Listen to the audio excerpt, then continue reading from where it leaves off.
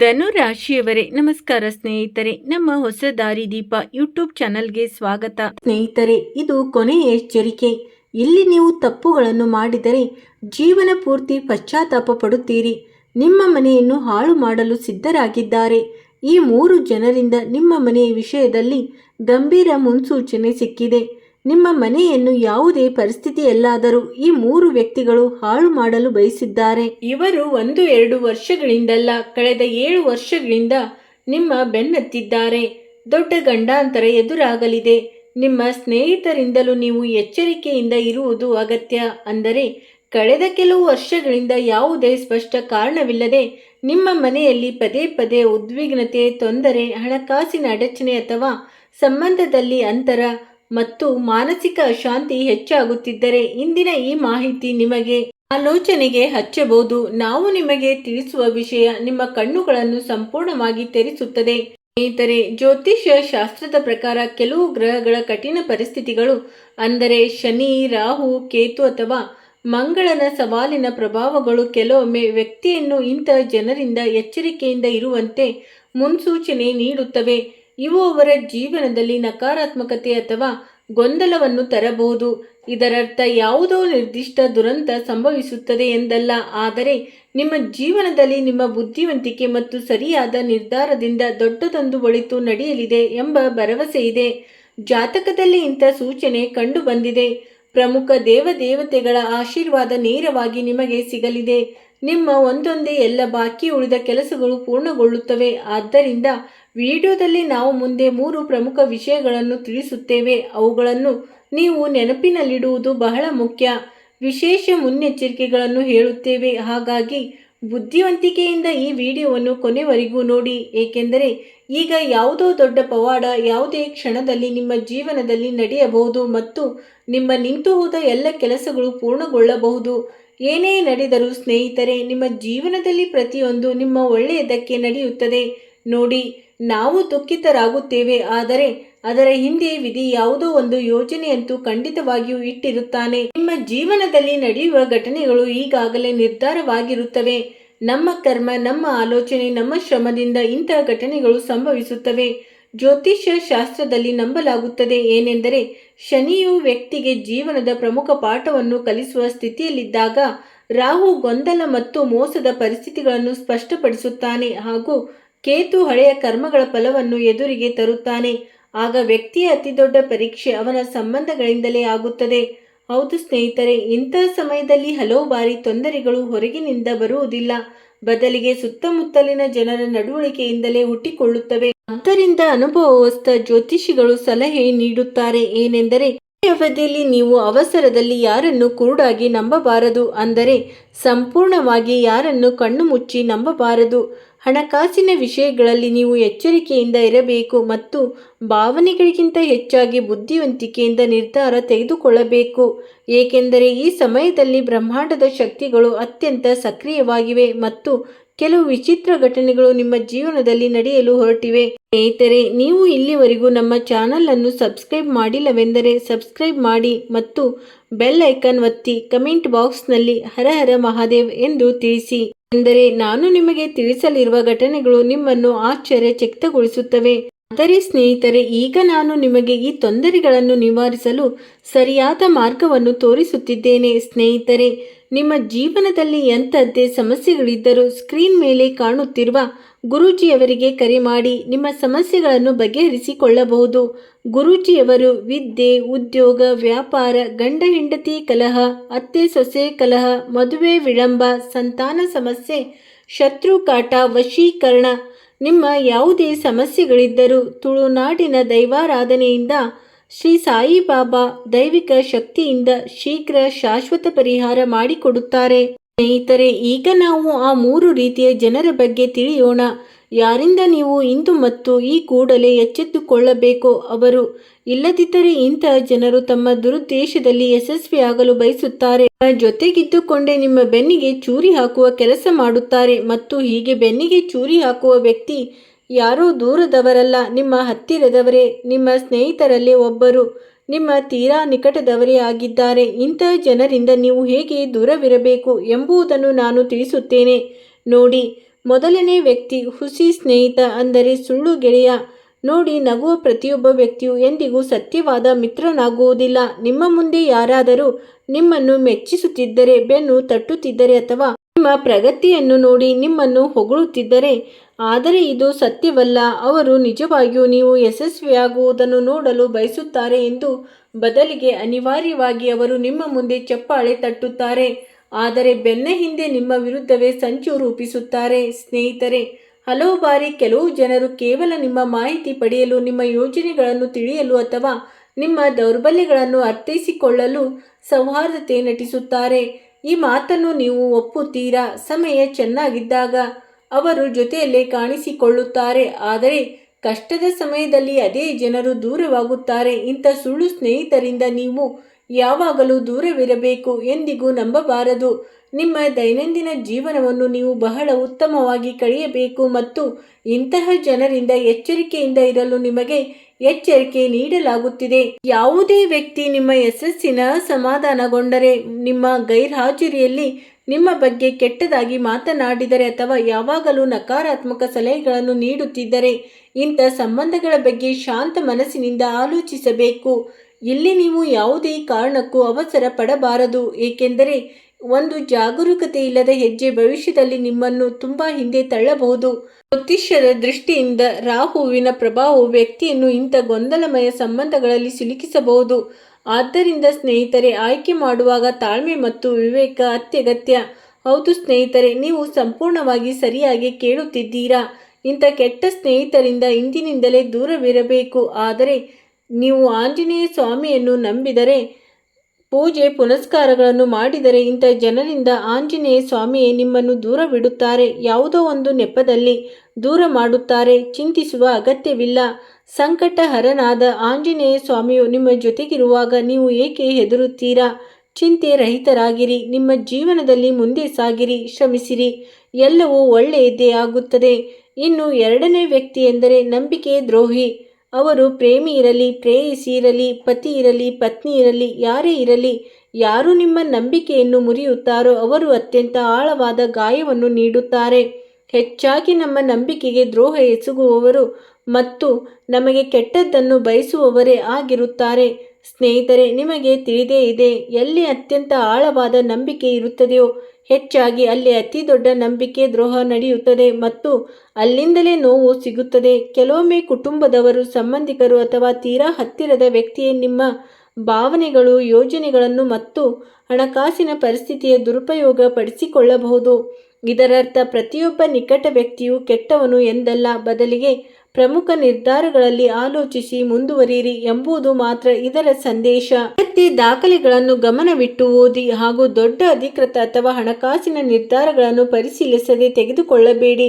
ಎಲ್ಲಾದರೂ ಯಾವುದೇ ವಿಷಯದಲ್ಲಿ ನೀವು ಸಹಿ ಮಾಡುತ್ತಿದ್ದರೆ, ಆಸ್ತಿ ಅಥವಾ ಜಾಗದ ಕಾಗದ ಪತ್ರಗಳಲ್ಲಿ ಅಥವಾ ಯಾವುದಾದರೂ ಆನ್ಲೈನ್ ದಾಖಲೆಗಳಲ್ಲಿ, ಅಲ್ಲಿ ಕಾಗದ ಪತ್ರಗಳನ್ನು ಚೆನ್ನಾಗಿ ಪರಿಶೀಲಿಸಿ ಓದಬೇಕು.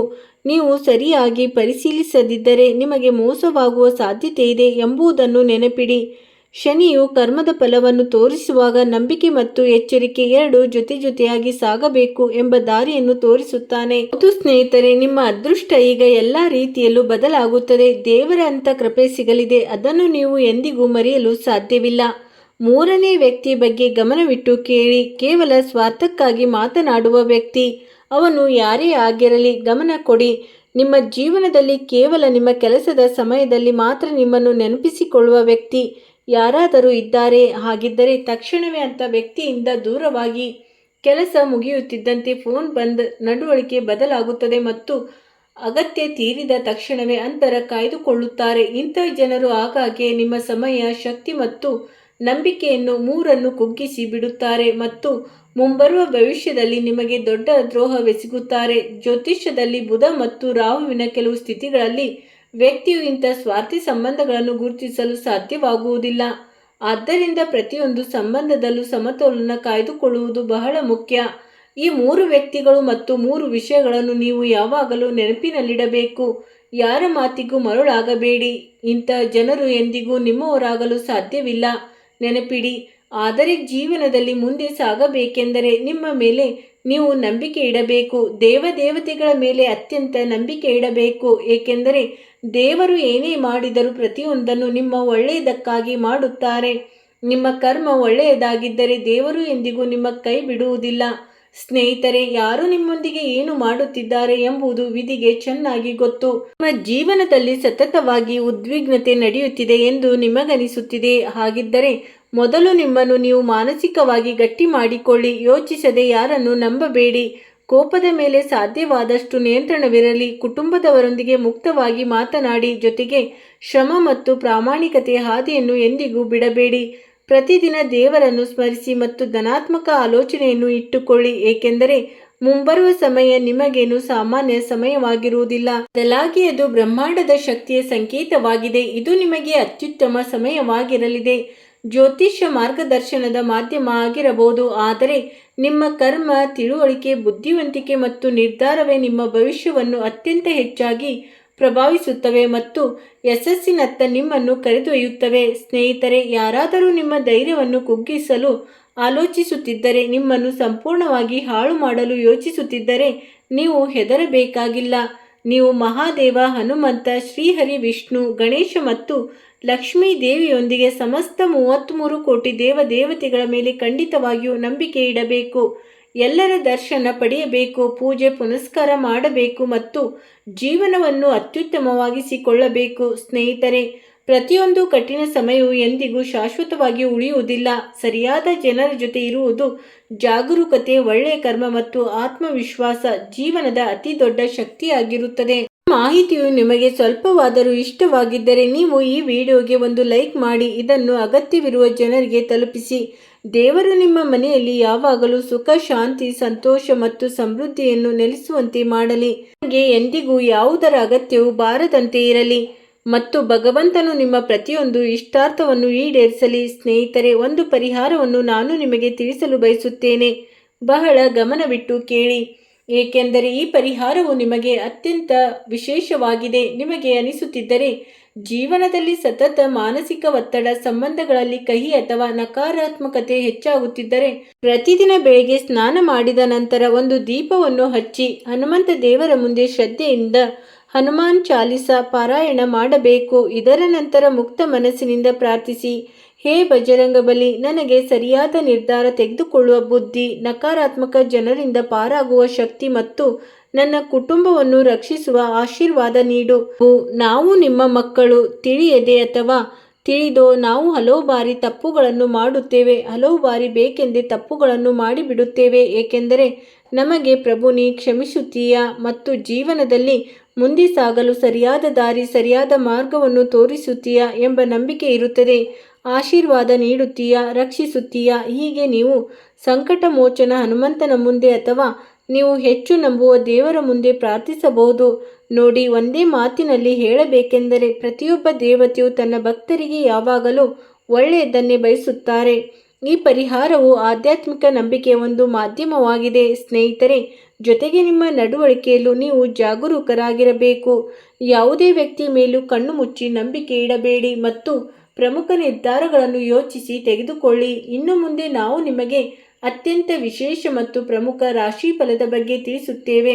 ಬರುವ 24 ಗಂಟೆಗಳಲ್ಲಿ ನಿಮ್ಮ ಸಾಮಾನ್ಯ ಜೀವನ, ಆರೋಗ್ಯ, ವೃತ್ತಿ ಜೀವನ, ಧನ, ವ್ಯಾಪಾರ ಮತ್ತು ವಿದ್ಯಾರ್ಥಿಗಳಿಗೆ ಸಮಯ ಹೇಗಿರಲಿದೆ ಹಾಗೂ ರೈತರಿಗೆ ಸಮಯ ಹೇಗಿರಲಿದೆ, ಈ ರಾಶಿಯ ಜನರಿಗೆ ದಿನ ಹೇಗಿರಲಿದೆ ಎಲ್ಲವನ್ನು ನಾವು ನಿಮಗೆ ವಿವರವಾಗಿ ಮತ್ತು ಸರಿಯಾಗಿ ತಿಳಿಸುತ್ತೇವೆ. ಆದರೆ ಅದಕ್ಕೂ ಮೊದಲು ನಿಮ್ಮೆಲ್ಲರಿಗೂ ಕೈ ಮುಗಿದು ಮಾಡುವ ಸಣ್ಣ ವಿನಂತಿ ಏನೆಂದರೆ, ನೀವು ಕಮೆಂಟ್ ಬಾಕ್ಸ್ನಲ್ಲಿ ಜೈ ಮಾತಾದಿ, ಹರ ಹರ ಮಹಾದೇವ್ ಅಥವಾ ಥ್ಯಾಂಕ್ ಯು ಗುರುದೇವ ಎಂದು ಬರೆದು ಚಾನಲನ್ನು ಸಬ್ಸ್ಕ್ರೈಬ್ ಮಾಡಿದರೆ ನಿಮಗೆ ಎಲ್ಲ ದೇವತೆಗಳ ಆಶೀರ್ವಾದ ದೊರೆಯುತ್ತದೆ, ಗುರುದೇವರ ಕೃಪೆಯೂ ಸಿಗುತ್ತದೆ.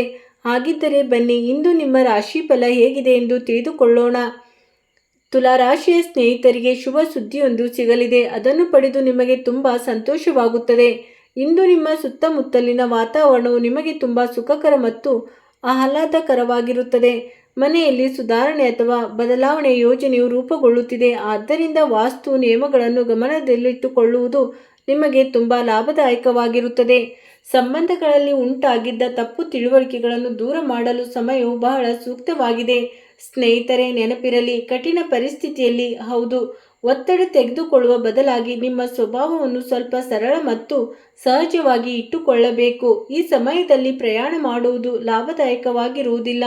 ಎಲ್ಲಾದರೂ ಸಣ್ಣ ಪುಟ್ಟ ಪೆಟ್ಟು ಬೀಳಬಹುದು, ಅಪಘಾತವಾಗಬಹುದು, ಮನಸ್ಸಿನಲ್ಲಿ ಚಂಚಲತೆ ಇರುತ್ತದೆ ಮತ್ತು ನಿರ್ಧಾರಗಳನ್ನು ತೆಗೆದುಕೊಳ್ಳುವಾಗ ಸ್ವಲ್ಪ ತೊಂದರೆಯ ಸಮಸ್ಯೆಗಳು ಎದುರಾಗಬಹುದು. ಸ್ನೇಹಿತರೆ, ಇಂತಹ ಸಂಕೇತ ಸಿಗುತ್ತಿದೆ.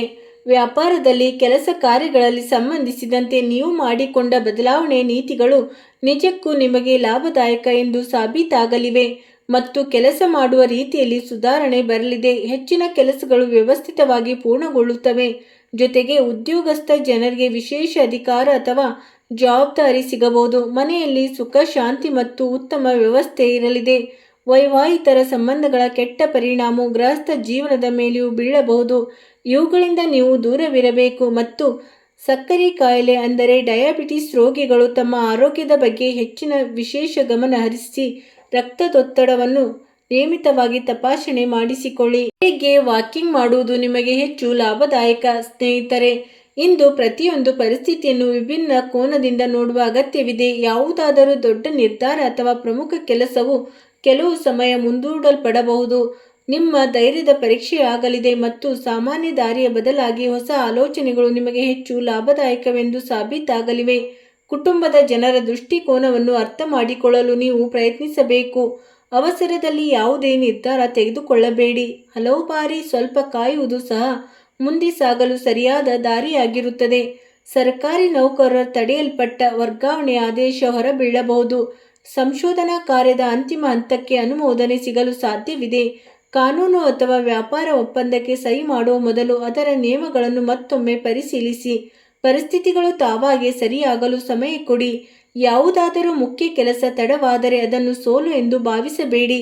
ನೀವು ಸಂಭಾಳಿಸಿಕೊಳ್ಳಿ ಮತ್ತು ಭಾವನಾತ್ಮಕವಾಗಿ ಬಲಶಾಲಿಯಾಗಲು ಪ್ರಾರಂಭಿಸಿ. ಒಂಟಿಯಾಗಿರುವ ಜನರಿಗೆ ಸದ್ಯಕ್ಕೆ ತಮ್ಮ ಅಭಿವೃದ್ಧಿ ಮತ್ತು ಆತ್ಮಗೌರವದತ್ತ ಗಮನ ಹರಿಸಬೇಕು. ಸಂಬಂಧವನ್ನು ಉಳಿಸಿಕೊಳ್ಳಲು ಕೆಲವು ಹೊಂದಾಣಿಕೆಗಳನ್ನು ಮಾಡಿಕೊಳ್ಳಬೇಕಾಗಬಹುದು. ಸಂಗಾತಿಯ ಜೊತೆಗೆ ಅಹಂಕಾರದ ಸಂಘರ್ಷವನ್ನು ತಪ್ಪಿಸಲು ಶಾಂತವಾಗಿರಿ.